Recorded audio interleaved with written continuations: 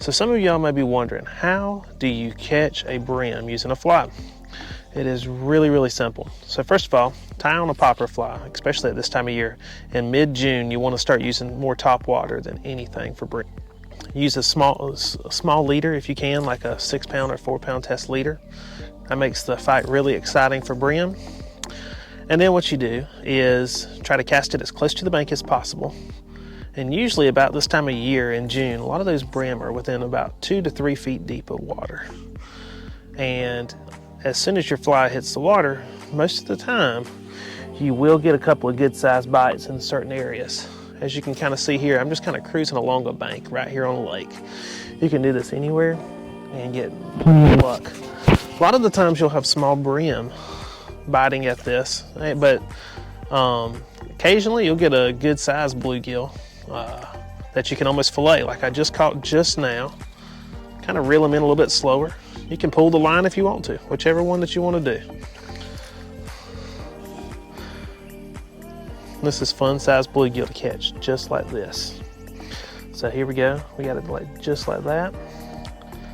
I love catching them this size. I've been fly fishing since I was in middle school. Started out mainly fishing for bluegill and bass. Many people start fly fishing for trout. It's something that you can do in your backyard, at a farm pond, at the lake, and be successful. Many people, whenever they fish for brim, they want to fish with crickets or worms, which I do a good bit of myself, especially if I want to catch a bunch. But I tell you, catching them on a fly, there is nothing like it. Lake Rabun is a unique lake. It's a deep lake in certain areas. I've noticed that it's about 20 feet in certain areas, and then there's many areas you might be out in the middle and you might run aground. I've caught lots of catfish out here. I've caught lots of brim, crappie. Bass fishing, they say, is phenomenal out here. We'll try that out on another day. Kayaks are perfect for out here. Water's pretty clear for the most part. We had a little bit of rain down here, it looks like, over the past day or two. It kind of made it a little bit murky. The cool lake is, they got a great boat ramp out here.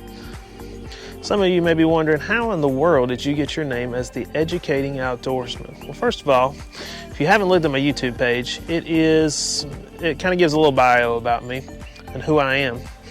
I'm a school teacher, full-time, elementary school. I'm currently getting ready to teach 5th grade this year. I've been teaching 2nd and 3rd grade over the past 2 years, and 3 years actually now. And I love it. I love working with students, being able to see them grow and learn.